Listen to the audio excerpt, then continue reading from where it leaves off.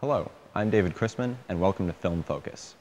Today we're taking a look at Looper, directed by Rian Johnson and starring Joseph Gordon-Levitt and Bruce Willis. Looper is a film about a man that kills people for the mob. However, this mob is in the future. They send people back in time to dispose of bodies. But what do you do when the person you're supposed to kill is a future version of yourself? I sat down with daily film critic Andre Stackhouse earlier this week, and we discussed the film. This is not a good thing. My boss will be searching for me until he finds me. Sweep the streets, get on it. I'm gonna fix this! I'm gonna fight! So, Andre, what did you think of Looper? Well, going in, I wasn't quite sure what to expect. I heard it was action, I heard it was sci-fi, I heard there was a little bit of dystopia in there. So, I think the thing that struck me the most was that it is, first and foremost, very much an action movie. Yeah. I mean, with Bruce Willis as the star, can you really expect anything else? Yeah, but in that regard, I think it did a very good job. Sometimes action movies, for me, can get almost tiresome because there's too much action. And in this case, I thought it was paced very well. Yeah, I found that when there was an action scene, it was always for the right reasons. It wasn't just because they wanted more action. The action sequences in general felt they were short, but they were very intense, and that made them very effective. Some of the action sequences to me felt kind of gritty. Did you think it was gratuitous or too graphic? There was one scene in particular near the beginning that I found was fairly graphic. But other than that one scene, I found overall that they were on par, I guess, with most action films of the day. I thought that it did a good job of approaching that line where you get a little bit uncomfortable, but it doesn't ever cross it and get to the point where it's distasteful. I think so. I think they also were very careful about how they shot the action, how they showed certain things, in a way that even though the audience knew what was happening sometimes, we weren't seeing it physically. And that's the good thing about a time travel movie, I guess. That definitely rings true in that scene you're talking about towards the beginning where from a visual standpoint, it's actually not that bad. There's not really any blood or anything like that. But psychologically, it can be a little disturbing because you know exactly what's happening and you know it's not really very pleasant to think about. I also liked how they kind of built on that scene later on and how there was a little gag that kind of built in some of those same things a little bit later in the film.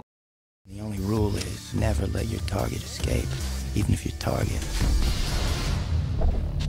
is you. So, how did you feel that the movie was visually?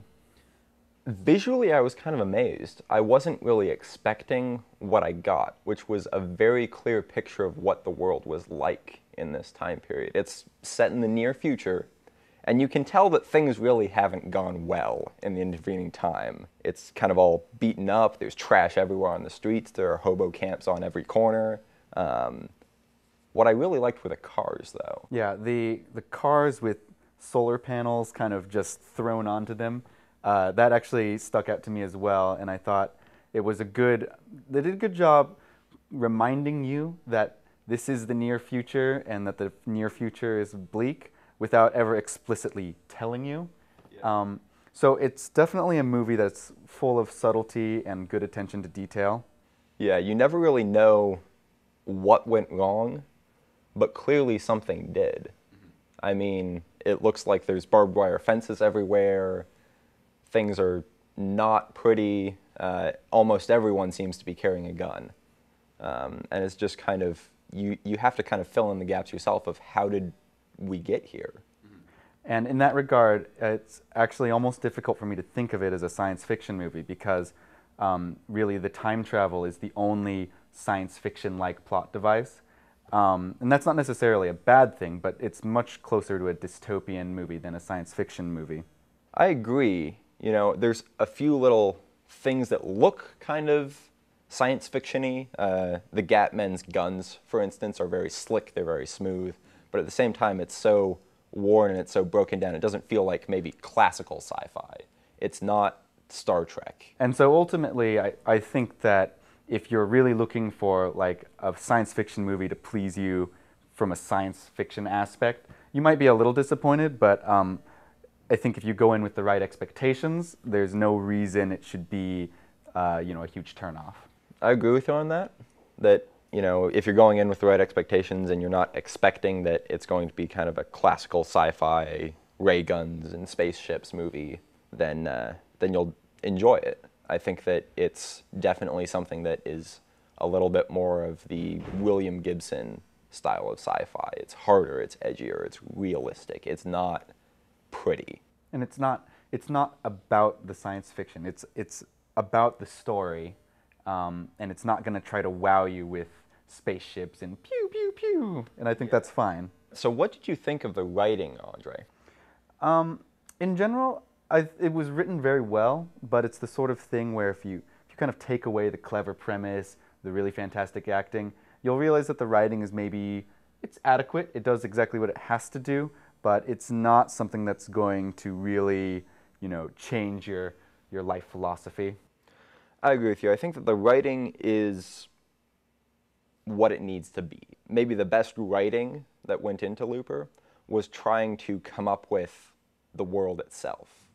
And maybe the script was left a little bit aside from making sure that this world and everything in it made sense. When they need someone gone, and they want to erase any trace of the target ever existing, they use specialized assassins, like me, called loopers. So, bottom line, do you recommend this movie? I would recommend it. I think that it's interesting enough in how it deals with time travel and the interaction between someone meeting themselves from the future, and it's very visually amazing. I was seeing things in almost every scene that made me think, how did that get there? Why is that like that? But the writing isn't that great. So if you want to see it in theater, if you're a fan of dystopian fiction or maybe near future fiction, then I'd say go ahead and give it a shot. If that isn't your bag, then maybe wait until it comes out on DVD or maybe on TV someday. Yeah, I think that it presents itself very well. When you're watching it, you're going to be entertained. And it's a fantastic action movie that doesn't feel like all the other action movies that are constantly coming out of Hollywood. And even though it's not necessarily Oscar material, although I could see it maybe winning an Oscar for visuals or something, I still think that it's definitely worth your time. So I would not hesitate in recommending it really to anyone. So if you're interested in a smart action movie that deals with time travel and stars Joseph Gordon-Levitt and Bruce Willis as the same person, go check out Looper. It hits theaters on September 28th, and it's rated R.